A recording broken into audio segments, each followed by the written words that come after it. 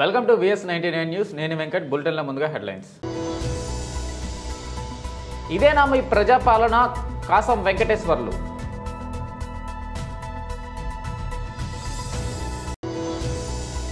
రైతులు సంబరాలు చేసుకోవాలి కానీ కాంగ్రెస్ నాయకులు సంబరాలు చేసుకుంటున్నారు. బీజేపీ ఎంపీ కొండ విశ్వేశ్వరరెడ్డి. భారత రాజ్యాంగాన్ని కాపాడుకుందాం. DBF జిల్లా కార్యదర్శి బ్యాగరి వేణు.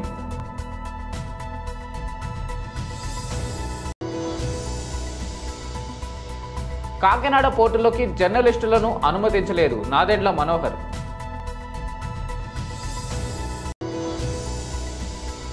₹295 కట్ చేశారని 7 ఏళ్ల పాటు బ్యాంకుతో ఫైట్ చేసిన కస్టమర్.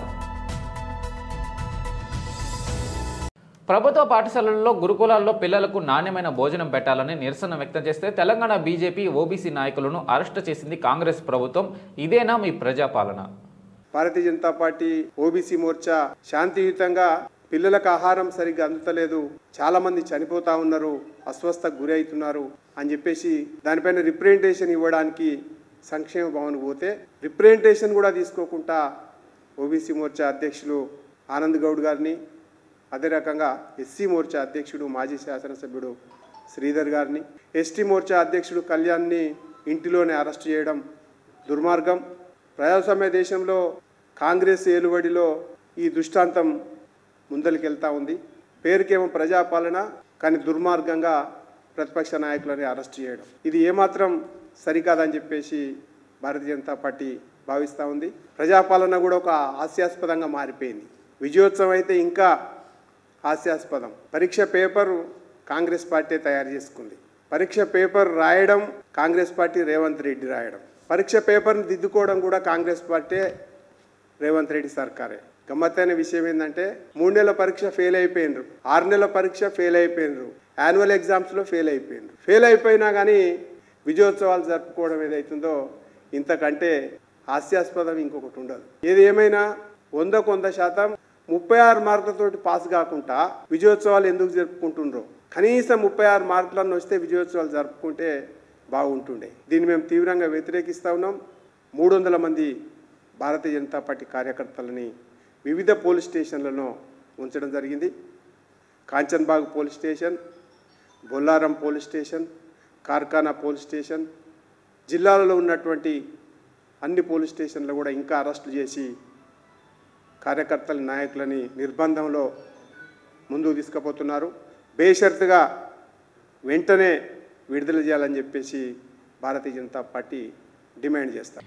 రైతులు సంబరాలు చేసుకోవాలి కానీ కాంగ్రెస్ నాయకులు సంబరాలు చేసుకుంటున్నారు. 1 సంవత్సరంలో కాంగ్రెస్ చేసిందేం లేదు. 6 గ్యారెంటీలు ఫెయిల్. ఇది రైతుల సంబరాలు కాదు, కాంగ్రెస్ నాయకుల సంబరాలు. కాళేశ్వరంను దోచుకున్నోడు పోయిండు. కాంగ్రెస్ ప్రభుత్వం అన్ని రంగాల్లో విఫలం చేవెళ్లా. బీజేపీ ఎంపీ కొండ విశ్వేశ్వరరెడ్డి. బీజేపీ ప్రభుత్వం నుండి తెలంగాణ రాష్ట్రానికి వచ్చిన నిధులు వేల కోట్లలో ఉన్నాయి. తెలంగాణ కొత్త ప్రభుత్వం వచ్చి ఏడాది. పాతోడు పోయిండు, దోసుకున్నోడు పోయిండు, కాళేశ్వరం కట్టినోడు పోయిండు, వాడు పోయిండని ఎంతో సంబరాలు. కొత్త ప్రభుత్వం వచ్చింది, అది మాది కాదు, కాంగ్రెస్ ప్రభుత్వం. ఇంతో అంతో ఆశ ఉండే. రైతాంగం మొత్తము చాలా మంది కాంగ్రెస్ సపోర్ట్ ఇచ్చినప్పుడు ఎమ్మెల్యే ఎలక్షన్స్ అప్పుడు ఎంతో ఆశ పెట్టుకున్నారు. వాళ్ళేమో మీ నుంచి దివాలా తీసిన రాష్ట్రమే 6 గ్యారెంటీలు ఇచ్చిండ్రు. 1 గ్యారెంటీ చక్కగా పెట్టుకుంటారు. ఏదో గింత ఇచ్చి గ్యారెంటీలు మేము అమలు చేసినామని. ముఖ్యంగా రుణమాఫీ ఏమన్నారు? రాగానే ఇప్పుడు డిసెంబర్ అన్నారు, జనవరి అన్నారు, ఫిబ్రవరి అన్నారు, మార్చి, ఇప్పుడు ఏంది ఏడాది అయిపోయి ఇప్పటి వరకు అమలు కాలేదు. నిజంగానే రుణమాఫీ కావాలంటే 40,000 కోట్లు కావాలి. సార్, మీ పోరాటం టీఆర్ఎస్ మీదనా కాంగ్రెస్ పైన రాష్ట్రంలో? మాకెవ్వరితో పోరాటం, మేము ప్రజల పక్షాన ఉన్నాము. మా పార్టీని బలంగా చేసుకుంటూ వస్తూ ఉన్నాము. వాళ్ళు కొట్లాడుకుంటున్నారు, బూడిదల వాడి పొర్లుతున్నారు, ఓవర్ తిట్టుకుంటున్నారు. మేము ఇవ్వని తిడతలేము, మేము ఓన్లీ అడుగుతున్నాము. ఈ 6 గ్యారెంటీలు ఏమయ్యాయి? మీరు ఎంతోమందికి 30%, 40% వచ్చింది. సగం కంటే ఎక్కువ మంది రైతులకు రాలేదు. అయితే ఇప్పుడు రైతు పండుగ చేసుకుంటున్నాం. రైతు పండుగ రైతులు చేసుకోవాలయ్యా, రాజకీయ పార్టీలు కాదు. అరే, మా ఇంట్లో సంబరాలు అయితే నేను చేసుకోవాలి, మీరు వచ్చి మా ఇంట్లో సంబరాలు చేసుకుంటేనేది? రైతుల సంబరాలు రైతులు చేసుకోవాలి. వాళ్ళు ఏడాది బచాయించిపోయినాం రాని పండుగ చేసుకుంటున్నారు కాంగ్రెస్ పార్టీ. ఏడాది అయిపోయింది పండుగ చేసుకోండి, కానీ రైతు సంబరాలు కాదు. అందరు రైతాంగము కాంగ్రెస్ ఇది రైతుల పండుగ అని చెప్తున్నారు సార్ ముఖ్యమంత్రి. అదే అంటున్నా, రైతుల పండుగ ఎవరు చేసుకోవాలి? రైతులు చేసుకోవాలి. రాజకీయ నాయకులు కాంగ్రెస్ పార్టీ చేసుకోవద్దు. రైతుల పండుగ ఇప్పుడు కాంగ్రెస్ పార్టీ చేసుకుంటారు. అన్ని ఇచ్చేస్తాం, అన్ని సాధించడమని. రైతాంగమేమో వాళ్ళ మీద ఆశ ఉండే ఇప్పుడు నిరాశ అయిపోయింది. రైతాంగం మొత్తం వ్యతిరేకత అయిపోయింది. ఈరోజు తెలంగాణ రైతాంగం బతుకుతుందంటే బీజేపీ వల్లనే. ఎట్లా అని అడగండి, ఒక్కొక్క రైతు కుటుంబానికి 63 నుంచి 75,000 ఏడాదికి ఇస్తున్నాం. ఎందుకంటే దాదాపు 40 లక్షల రైతు కుటుంబాలు ఉన్నాయి. మేము 23,000 కోట్లు మద్దతు ధర ఇచ్చి కొంటున్నాం. ఎందుకు? అది కొంటున్నారు కాదు, అసలు భారతదేశంలో వరి అవసరం ఉన్న దానికంటే ఎక్కువ పండిస్తున్నారు. ముఖ్యంగా తెలంగాణలో మనం తినేది 50 లక్షల టన్నులు అంటే 45-50 లక్షల టన్నులు అంటే పండించేది 2 కోట్లు 3 కోట్లు. అవసరం లేకున్నా కూడా రైతులను ఆదుకుంటేందుకు 23,000 కోట్లు ఇచ్చి కొంటున్నది ప్రతి ఏడాది. అదే కాక యూరియా, డిఏపి 2,400ది ఓన్లీ 300 రూపాయలకు ఇస్తున్నది, 90%. తర్వాత ఎన్నో 6,000 రూపాయలు ఇస్తున్నది. ఇవన్నీ కూడా రైతులు ఇవన్నీ లెక్క పెడితే ఒక్కొక్క రైతు కుటుంబానికి 63,000 కోట్ల కంటే ఎక్కువ ఇస్తున్నాం. అదే కాక మన్రేగా, మన ఉపాధి హామీ మొత్తం మేమే ఇస్తున్నాం. మొత్తం అదో 12,000 కోట్లు. ఇవన్నీ కూడా చూస్తే గ్రామీణ ప్రాంతాన్ని, రైతాంగాన్ని ఆదుకు. గజ్జేవేల మండలం బేజకమ్మ గ్రామంలో దళిత బహుజన ఫ్రంట్ ఆధ్వర్యంలో చేపట్టిన నవంబర్ 26 నుండి జనవరి 26 వరకు భారత రాజ్యాంగ విలువల పరిరక్షణ ప్రచోద్యమాన్ని దళిత బహుజన ఫ్రంట్ జిల్లా ప్రధాన కార్యదర్శి బ్యాగరి వేణు నిర్వహించారు. ఈ సందర్భంగా బ్యాగరి వేణు మాట్లాడుతూ ప్రపంచ మేధావి డాక్టర్ బాబాసాహెబ్ అందించిన రాజ్యాంగాన్ని కాపాడుకుందాం అన్నారు. భారత రాజ్యాంగం ద్వారానే అన్ని కుల వర్గాలకి రాజకీయ రంగంలో ఆమోదించారన్నారు. తెలంగాణ 2వ కాంగ్రెస్ ప్రభుత్వం ఇచ్చిన హామీలని ముఖ్యంగా రేవంత్ రెడ్డి గారు 6 గ్యారెంటీలు తుంగలో తొక్కేసిందన్నారు. అణగారిన వర్గాల బహుజన పిల్లలు, ఎస్టీ, బీసీ హాస్టల్లో చదువుతున్న విద్యార్థులు ఫుడ్ పాయిజన్ వల్ల ఎంతో మంది విద్యార్థులు ప్రాణాలు కోల్పోయే ఇబ్బందులకు గురవుతుందన్నారు. 10 సంవత్సరాలు ముఖ్యమంత్రి చేసిన కేసీఆర్ గారి నియోజకవర్గం గజ్వేల్ మండల్ బెజ్గాం గ్రామంలో ప్రజెంట్ మనం ఉన్నాము. ఎంత గజ్వేల్ కెంచి 8 కిలోమీటర్ల ఆమెర దూరం 10 నిమిషాలలో రావచ్చు. అలాంటి ఇక్కడ ఇప్పుడు పోయిన సంవత్సరం కేసీఆర్ ప్రభుత్వం ఉండగా ఏం చెప్పింది? రైతులకు ఇది అది అని చెప్పింది. అప్పుడు కొత్తగా వచ్చిన ప్రభుత్వం అప్పుడు 2000 తెలంగాణ ఉద్యమం తర్వాత కొత్తగా ఏర్పడ్డ తర్వాత ప్రభుత్వం ఎన్నో హామీలు ఇచ్చింది. అప్పుడు కుటుంబ సర్వే అని చెప్పేసి ఓ సర్వే చేసింది. ఆ సర్వే చేసింది, ఓవర్ లెక్కలు ఏం రాలేదు. సర్వే చేసింది, ఇచ్చిపెట్టింది. ఇప్పుడు మేము మళ్ళా కొత్తగా వచ్చిన ఇప్పుడు నూతనంగా ఏర్పడ్డ కాంగ్రెస్ ప్రభుత్వం, నూతనంగా ఉన్న రేవంత్ రెడ్డి గారికి ఈ బెజ్గామ గ్రామ తరపున రైతుల ప్రభుత్వ తరపున కోరేది అంటే ఓన్లీ బెజ్గామ గ్రామ రైతుల తరపున కాకుండా యావత్తు తెలంగాణ రైతుల తరపున మేము విజ్ఞప్తి. మీరు ఏం చెప్పిర్రు? మీరు గెలవక ముందుకే చెప్పిర్రు. అప్పుడు మీరు మేనిఫెస్టో చూసుకుంటే 6 హామీలు కాదు, ఎన్నో హామీలు ఇచ్చిర్రు. 6 హామీలు ఇచ్చిన దాంట్లో రుణమాఫీ అన్నారు. రైతుల రుణమాఫీ ఎవరికైందండి? 2 లక్షల రుణమాఫీ అని చెప్పారు. 2 లక్షల రుణమాఫీ ఎంతో మందికి 70 మంది రైతులు ఉంటే 100 మంది రైతులు ఉంటే అలా 10 మందికి అయింది. 100 మంది రైతులు ఉంటే 10 మందికి అయింది. మీరు రుణమాఫీ చేసినట్ట మీ ప్రభుత్వము? సరే అదే అయిపోని 6 హామీలు అన్నారు, ఒక్కటి చేసిరు. ఏం చేసిరు? 6 హామీలల్లా మీరు చేసింది కూడా ఏమీ లేదు. 6 హామీలు మీరు వచ్చిన గత దాదాపు సంవత్సరం అవుతుంది మీ ప్రభుత్వం వచ్చిన తర్వాత ఏమన్నా అంటే పోతే మీకు ఓట్లేసి గెలిపించిన వాళ్ళు తెలంగాణ ప్రజల ఢిల్లీ వల్ల ఏమన్నా మాట అంటే పోతావు రాహుల్ గాంధీ దగ్గర పోయి చర్చిస్తావు. రాహుల్ గాంధీ ఏది చెప్తే అది చేస్తావు.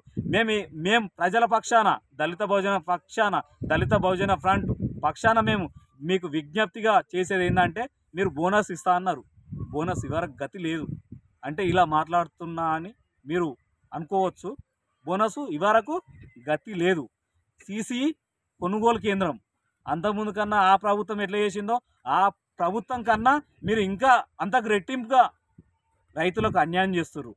రైతు భరోసా అన్నారు. చాలా చాలా చాలా అంశాలు మీరు చెప్పారు. ఒకసారి మీ విజ్ఞప్తికి చెప్తున్నాం.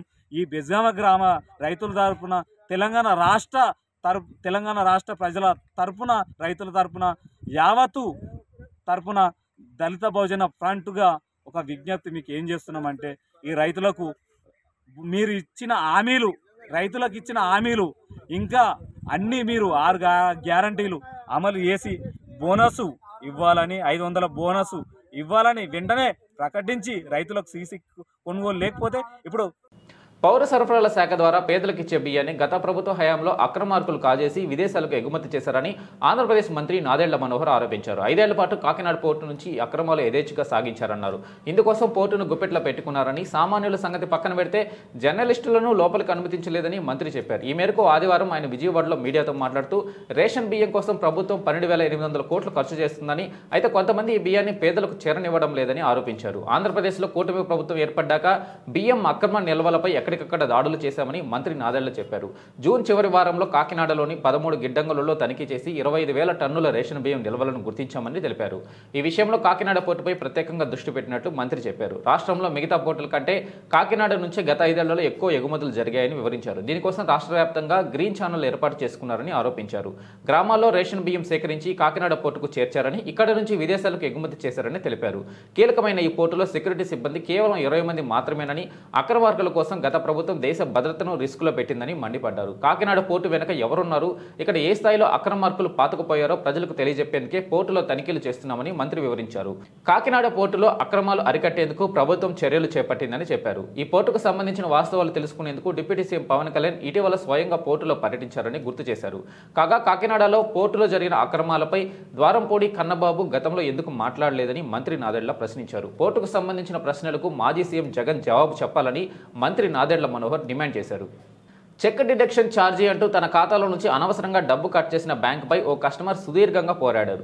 1 కాదు 2 కాదు ఏకంగా 7 ఏళ్లు న్యాయ పోరాటం చేసి తన ఖాతాలో నుంచి తగ్గించిన 295 రూపాయలు తిరిగి పొందాడు. బ్యాంక్ కట్ చేసిన మొత్తం చిన్నదేనని వదిలేయకుండా ఓ వినియోగదారుడుగా తన హక్కులను కాపాడుకోవడానికి పోరాడానని నిషాద్ చెప్పారు. మధ్యప్రదేశ్లోని జబల్పూర్ జిల్లాలోని ఓ బ్యాంకులో చోటు చేసుకుంది ఈ ఘటన. జబల్పూర్ జిల్లా పనగర్కు చెందిన నిశాంత్ తామ్రాకర్ 2017లో ఓ వాషింగ్ మిషన్ కొనుగోలు చేశాడు. దీనికి ఆయన మొత్తాన్ని ఈఎంఐ విధానం కింద చెల్లించాడు. మొదటి నెల ఈఎంఐ చెల్లించినప్పుడు బ్యాంక్ అదనంగా తన ఖాతాలో నుంచి 295 రూపాయలు కట్ చేసింది. దీనిపై బ్యాంకును సంప్రదించగా చెక్ డిడక్షన్ ఛార్జీ అని బ్యాంక్ సిబ్బంది వివరణ ఇచ్చారు.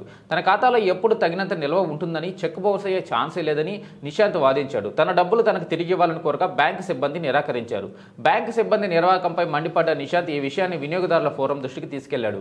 3,000 రూపాయలు సెక్యూరిటీ డిపాజిట్ కింద జమ చేసి ఫిర్యాదు చేశాడు. జబల్పూర్ వినియోగదారుల కోర్టులో ఈ కేసు దాదాపు 7 ఏళ్ల పాటు విచారణ జరిగింది. నవంబర్ 29న కోర్టు తుది తీర్పు వెలువరించింది. నిశాంత్ ఖాతాలో నుంచి కట్ చేసిన 295 రూపాయలు తిరిగి ఇవ్వాలని బ్యాంకును ఆదేశించింది.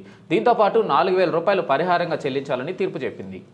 Bachpan groups of school sports day celebration Sarojini Devi academy బాగ్లింగంపల్లిలో ఘనంగా నిర్వహించారు. 2024-25 ఉడాన్ డే పేరిట నిర్వహించిన ఈ కార్యక్రమానికి అడిషనల్ డీసీపీ నర్సయ్య ముఖ్య అతిథిగా పాల్గొని విద్యార్థులు చదువుతో పాటు క్రీడల్లో రాణించేలా విద్యా సంస్థలు ప్రోత్సహించాలని సూచించారు. ఈ కార్యక్రమంలో విద్యార్థులు సందడి చేశారు. ఈ సందర్భంగా నిర్వహించిన సాంస్కృతిక కార్యక్రమాలు అందరినీ ఆకట్టుకున్నాయి. ఈ ఏడాది స్పోర్ట్స్ తో పాటు చదువులు ప్రతిభ కనబరిచిన విద్యార్థులను ప్రశంసా పత్రంతో సన్మానించారు. Ask for apology for coming late because I am busy with some other program in drug awareness program in Chilkalgoda. So, దయచేసి అందరు క్షమించాలి లేట్ వచ్చినందుకు. So it's very good program. It's a program where inculcating the sports qualities among the children, physical fitness also, and also discipline among the children. I know that Bachpan school is having a very good record, discipline, and so many children came out from the school having high level positions in the nation, in the society. I thanks to the school management for giving an excellent education, sports, discipline, and also making them say good citizens among the country as well in the international level. So I had just now heard there is a 140 schools in AP and Telangana of the Bachpan branches. You can imagine their dedication towards the education, dedication towards the society, and upliftment of the poor children also. I heard several times there is a lot of concession among the poor children by the management also. Wherever we used to recommend, they used to consider the fee also. So it's a very good institution. The children, those who are being part of the school, also very lucky. The parents also lucky enough, being the part of our children are studying in the school with a great determination, with goals and objectives. I congratulate each and every children for participating in the program. It's nice seeing this dance of the children. It's a very sportiness.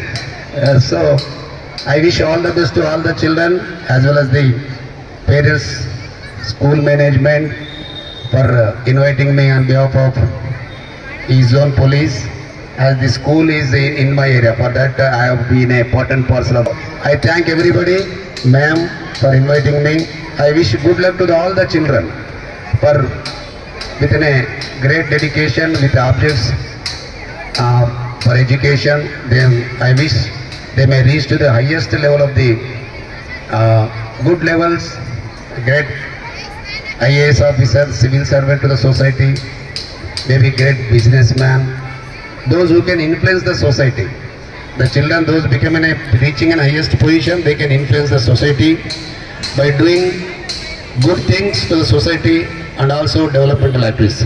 I once again thank to the management of the Bachpan School for Udan Sports Day inviting us on behalf of the City Police, on behalf of the Hyderabad East Zone Police. Thank you one and all. Thank you very much, ma'am. Thank you.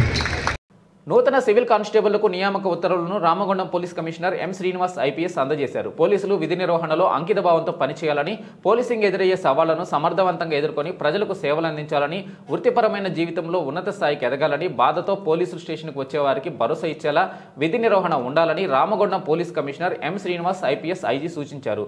ఈ కార్యక్రమంలో additional DCP admin C Raju, special branch ACP Raghavendra Rao, ARICP Sundar Rao, AO Ashok Kumar, ఆర్ఐలు దామోదర్, మల్లేశం, వామనమూర్తి, శ్రీనివాస్, సూపరింటెండెంట్లు ఇంద్రసేనారెడ్డి, మనోజ్ కుమార్, సంధ్య, ఇన్స్పెక్టర్లు, ఆర్ఎస్ఐలు పాల్గొన్నారు.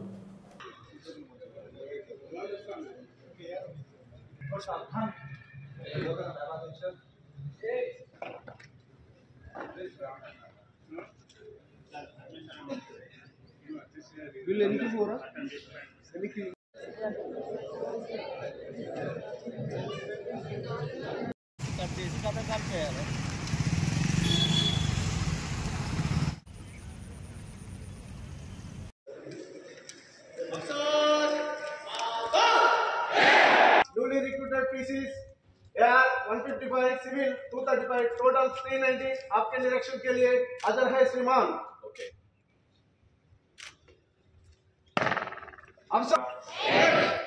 Welcome to police department.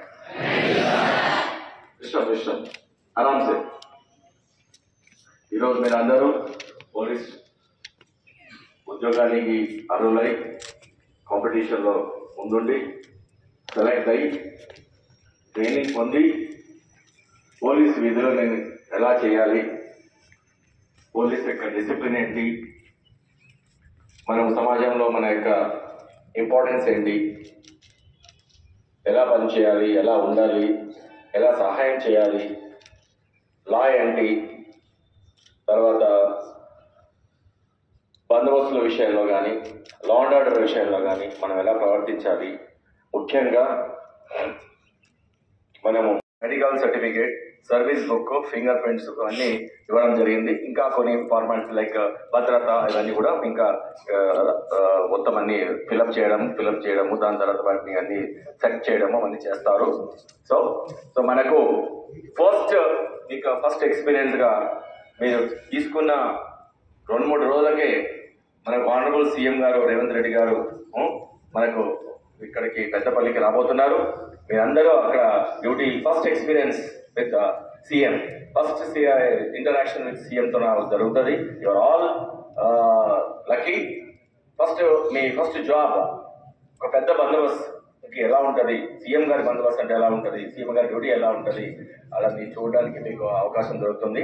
అందుకని ఈరోజు యాక్చువల్గా అన్ని ఈ పోలీస్ స్టేషన్ అపాయింట్మెంట్ ఆర్డర్ తీసుకొని జాయిన్ అయ్యి మీరు 3వ తారీఖు రోజు మళ్ళీ అక్కడ డిప్లాయ్ అవుతారు. మీకు ఫస్ట్ ఎక్స్పీరియన్స్ గా సీఎం బస్ ద గ్రాండ్ బందోబస్తు ఉంటుంది. అప్పుడు మీకు you will experience how the bandobast will be. Okay, all the best. Are you ready? కొన్ని రోజులుగా హెచ్చుతగ్గులు చవిచూస్తున్న బంగారం వెండి ధరలు నిన్న స్వల్పంగా పుంజుకున్నాయి. 24 క్యారెట్ల పుత్తడి ధర 10 గ్రాములకు 630 రూపాయలు పెరిగి 78,120 రూపాయలకు చేరుకుంది. అదే సమయంలో హైదరాబాద్, విజయవాడలో 24 క్యారెట్ల 10 గ్రాముల పసిడి ధరపై 780 రూపాయలు పెరిగి 78,120 రూపాయలకి, 22 క్యారెట్ల 10 గ్రాముల బంగారం రేటు 71,610కి చేరింది. మరోవైపు ఢిల్లీలో 24 క్యారెట్ల బంగారం ధర 10 గ్రాములకు 78,270 రూపాయలకు చేరుకోగా, 22 క్యారెట్ల 10 గ్రాముల బంగారం ధర 71,770 రూపాయలుగా నమోదైంది. వెండికి కూడా కిలోపై 2,200 రూపాయలు పెరిగింది. హైదరాబాద్, విజయవాడ, చెన్నైలో కిలో వెండి 1,100 రూపాయలు ఉండగా, ఢిల్లీ, ముంబైలలో 91,600గా ఉంది. బులెటిన్ ముగించే ముందు హెడ్లైన్స్ మరోసారి. ఇదేనా మీ ప్రజాపాలన? కాసం వెంకటేశ్వర్లు.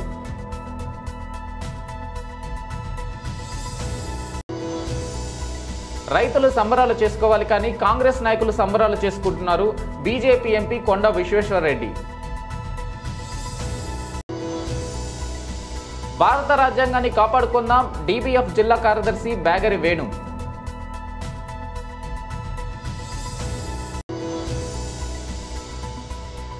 కాకినాడ పోర్టులోకి జర్నలిస్టులను అనుమతించలేదు. నాదెండ్ల మనోహర్.